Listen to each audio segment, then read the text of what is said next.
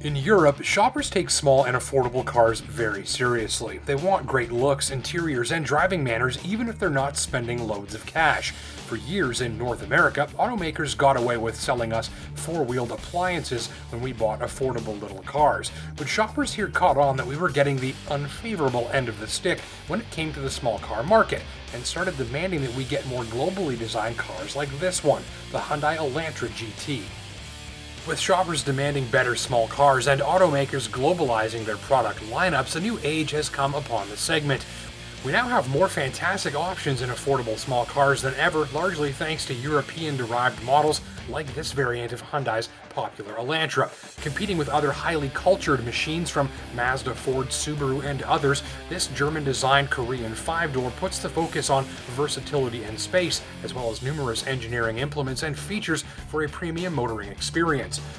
Elantra sedan and coupe are tuned primarily for comfort, but under this Elantra GT 5-doors floor pan, engineers specified thicker stabilizer bars, a stiffer twist beam, sportier suspension damper rates, and premium shock absorbers, all intended to improve responsiveness, agility, and the overall feel of the car. And up top, you get plenty of room and flexibility. Elantra GT is at or near the top of its class in most measurements, and I noted no issues with headroom or legroom. Even the rear seats are adult-friendly in size, and they fold down for more space, even offering seat bottoms that flip up and out of the way, so you've got a totally flat rear cargo floor. Beneath the rear of that floor, there's a shallow organizer system to help keep items in order and out of sight, and there's room on top for the pup to lounge about as well. This type of compact five-door model is proving very popular these days as shoppers put the priority on flexibility and room without stepping up into an SUV. It's got all of the space that most couples or young families will probably need. The cabin gets some upscale materials, numerous contrasting colors and textures for a rich look, and a high-tech atmosphere supported by numerous control panels, interfaces, and this gorgeous center display that houses this next-generation central infotainment system. Fitted with a more powerful graphics processor than before for more visual horsepower, the menus are intuitive, the system reacts very quickly, and it's all incredibly easy to use, a refreshing touch in this segment. I paired my Bluetooth in about 8 seconds, and I didn't even swear once. Elsewhere, look for featured content fitting of a fully loaded limited model. There's a panoramic glass roof, heated power leather seats, automatic lights, and climate control and push-button start. For short trips or long ones, you're well backed up for a relaxing and comfortable drive with all this featured content helping add convenience at every turn.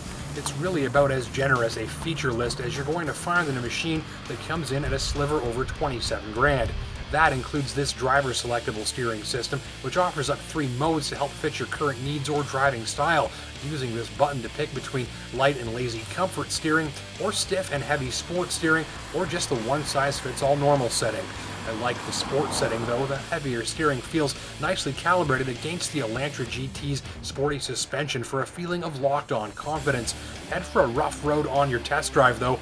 As it tends to go, a stiffer suspension like this one makes the car handle better, but at the expense of ride quality on rough surfaces, where the Elantra GT's suspension can become noisy and abrupt at times.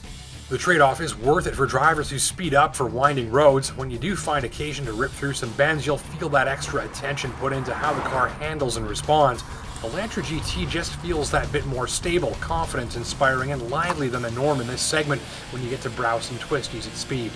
Power comes from a 2-liter 4-cylinder, good for 173 horsepower, and that's sent to the front wheels by a 6-speed automatic in the case of this tester. Now notably, this engine uses gasoline direct injection, which puts the fuel injector right inside of the combustion chamber and sprays gasoline straight into the cylinder at extreme pressure, which benefits performance and fuel mileage simultaneously depending on how you're driving it. Now there's an active eco mode that you can engage with a button that's down here, and that gives up a little bit of throttle response in exchange for fuel economy if that's your priority, or you can turn that off and use the manual shift gate on the automatic transmission to browse the rev range, where you'll find plenty of pull across the entire tachometer and a good bit of thrust reserved for higher revs. Now if you're a sportier driver, you can even get a manual 6-speed stick on the low to mid-grade Elantra GT models too.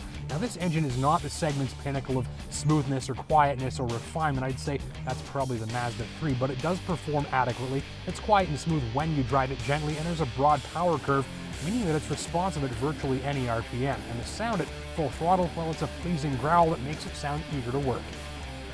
The engine did impress in one other important area on my watch: mileage. After 1,343 kilometers of driving, plenty of which were on the highway at a good clip, the Elantra GT put away a real-life, measured by hand, 7.5 liter per 100 kilometer overall average, which is among the best figures I've recorded in a car like this one. Other notes: this is clever. The rearview camera has a clear display and it won't get blocked by snow or dirt since it hides in here when it's not in use. Also, there are no fewer than 3 recharging points at the driver's fingertips with plenty of nearby storage, so no issues keeping your things organized and recharged on the go. Let's sum it up. You're going to like the flexibility, relative space, slick central infotainment system, and numerous thoughtful touches inside that all add to the flexibility and convenience. Adult-friendly rear seat room and mileage were appreciable too, and the lively handling, if that's your thing, in a 5-door is easy to appreciate. But some drivers will wish for a quieter and more comfortable ride on rough roads. That's the trade-off for the handling, and the engine, despite performing adequately and getting good mileage, could be quieter when pushed. End of the day, the Elantra GT will appeal highly on space, flexibility, and featured content relative to its price, and especially to a shopper after a 5-door that's on the sporty side where ride and handling are concerned. This one's a good, solid, all-around value with many strengths and few weaknesses, and it'll be great for families and pet owners alike. Cross-shop this one against comparable versions of the Ford Focus, Subaru Impreza, and Mazda 3 if you're in the market. Thanks for watching.